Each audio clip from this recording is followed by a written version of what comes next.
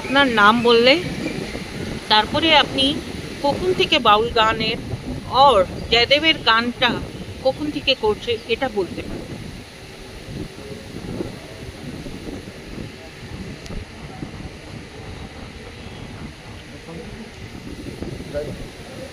আমার নাম লক্ষ্মণ দাস বাউল। আমি জয়দেবী খুব বাচ্চা বয়স থেকে আমি আছি, যখন 6 বছর বয়স, এখানে ক্লাস 1 থেকে পড়াশোনা করেছি। আমার গুরুদেবের নাম হচ্ছে সুধীর দাস বাউল। আমি যে আশ্রমটায় থাকি ওই আশ্রমটায় গুরুদেবের প্রতিষ্ঠা করা নাম হচ্ছে তমালতলা আশ্রম। এই জয়দেবের একটা পুরনো বাউলদের মধ্যে একটা আশ্রম বলতে পারে, বহুত পুরনো একটা আশ্রম, উনি প্রতিষ্ঠা করেছেন। আর আমি ওই ছোটো থেকেই আমি গান বাজনা, পড়াশোনা প্লাস গান বাজনা একসাথে করে গেছি। ওই গুরু গাইতেন, ওই শুনে শুনে আমরা শিখেছি। হ্যাঁ, গুরু কাছে থেকে এখন গুরুদেব দেহ রেখেছেন, এখন বর্তমানে ওই আশ্রমে আমি রয়েছি আর কি। দেশে বিদেশে। কত বছর হয়ে গেছে? আমার তো এখন 51 বছর বয়স। 6 বছর বয়স থেকে এখানে আছি। আপনি 6-7 বছর। গীত গোবিন্দ পুরোটা জানেন? গীত গোবিন্দ গান আমাদের অনাথ বন্ধু ঘোষ, আমরা ওনার সাথে সহযোগিতা করি। আমরা মেনলি বাউল গানটা গাই। বাউল কি জয়দেবের কিছু গান নেই বাউলের? হ্যাঁ, জয়দেব নিয়ে অনেক গান আছে বাউলের।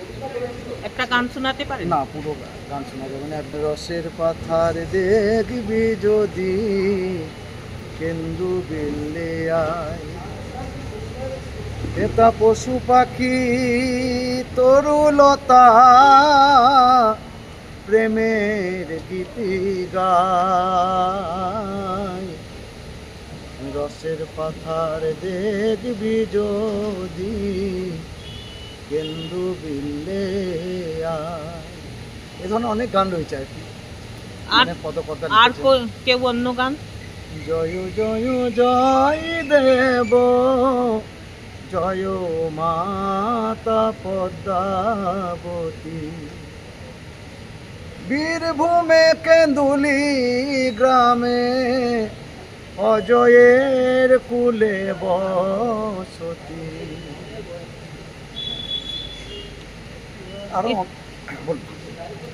इस तरह के और कितने उनके गाने हैं? उनके गाने नहीं, उनका बारे में ये गाना है, बहुत सारे गाना है, लेकिन मैं ज़्यादा इस गाना नहीं जानता। उनके कुछ गाने क्या बहुत प्रसिद्ध गाने हैं बाउल में? জয়দেব का जो गीत गोविंद, জয়দেবের যে গীত গোবিন্দ সেটা বাউল গানের মধ্যে নেই, কিন্তু দেহি পদ পল্লবম স্মারকাল খান্ডানাম মামা শিলসি মান্ডানাম দেহি পদ পল্লবম, ওই মিনিংসগুলো আমাদের বাউল গানের মধ্যে রয়েছে। গানে ওই গানটা না, গান গাওয়া যাবে না এখন। আপনি না, এক লাইনও হতে পারে না। যেমন রাধা দর্শনে যাবে যদি শ্যাম, রাধা নামে সদা জপনা হে, ঠিক ওই পর্যায়ে গানগুলো। मतलब এই গানটাও আপনারা বাউলে নিয়েছে? বাউলের যারা সাধক বাউল তারা এই গানগুলো রচনা করেছে। এই রচনা বাউলের ইতিহাস কি বলবো?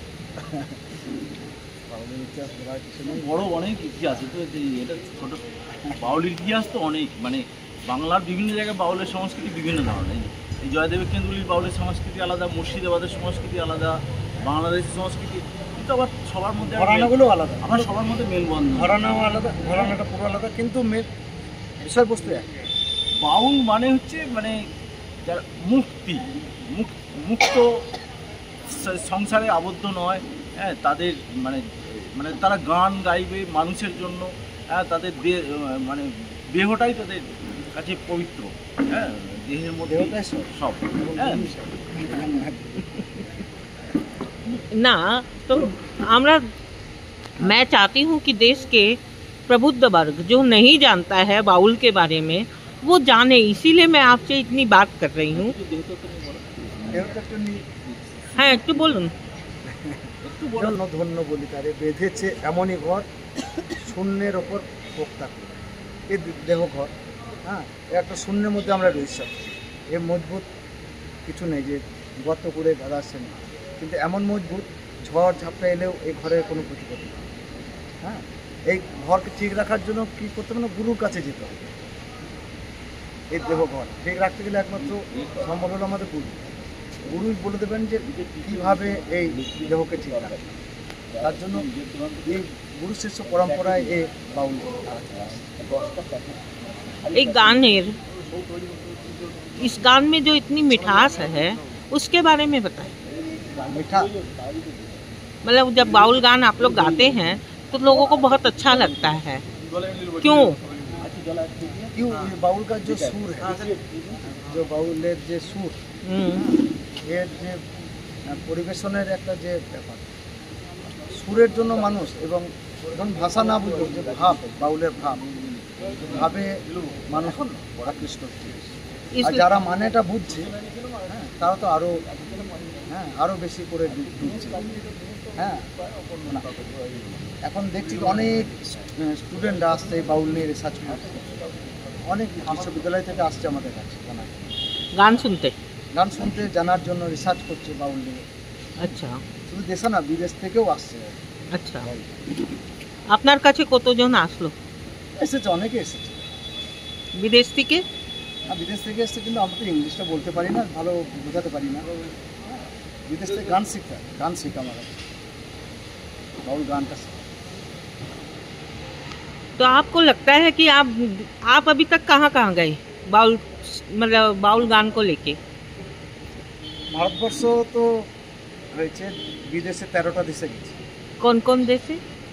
Morocco, Switzerland, London, England, Mauritius, Reunion, Singapore, Indonesia, Paris, Bangladesh, 13টা দেশ। কিরকম লাগলো? খুব ভালো। ওখানে ওরা মানেটা বোঝে না, হ্যাঁ, কিন্তু ওই যে ভাব, যে গানের ভাব, হ্যাঁ, তার ভাব এবং যারা মানেটা বুঝছে তারা তো একদম ডুবে যাচ্ছে, যারা সুরের, ঠিক আছে। আর বাউল গানের যে একটা লহর চলছে, সেই লহরে অটোমেটিক। আপনি একটা লাইন তো লহরে শোনাতে পারেন না, নাম তো শোনালাম, যদি হয় এখানে গাই, মন নেই।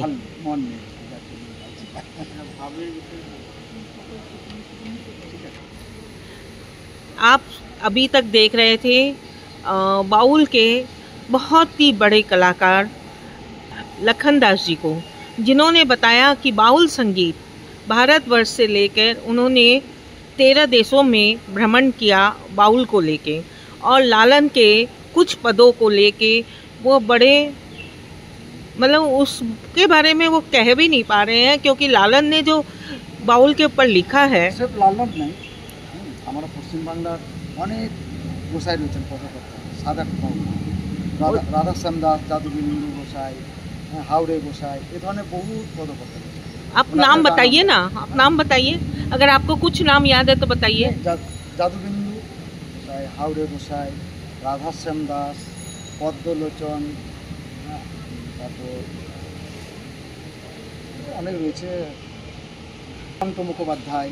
नीलकंठ मुखोपाध्याय नीलकंठ मुखोपाध्याय हमारे इधर 10 केंदुलिर नहीं, 20 किलोमीटर, 15 किलोमीटर के अंदर दुर्गापुर तक बहुत सारे गाना है। तो आप सोचिए, आप जिस संस्कृति से गुजर रहे हैं, मैं देश के उन लोगों तक यह संस्कृति पहुंचाना चाह रही हूं कि खाली ये संस्कृति बंगाल तक न सीमित रहे। देश में हमारे और भी लोग बैठे हैं जो कबीर के सूफी गीत गाते हैं, सूफियाना सब कुछ करते हैं, तो बाउल भी तो सूफी गीत है। फेस्टिवल में मैं हाँ, कभी फेस्टिवल तो आप हिंदी भी बोल लेते हैं? थोड़ा ज़्यादा नहीं, ज़्यादा, थोड़ी थोड़ी। चलिए सुनिए। सबत सला बोले कैंप चल रहा है, सबत सला, सबनम बीरमानी का नाम सुना? उनके साथ हम बहुत सारे स्कूल में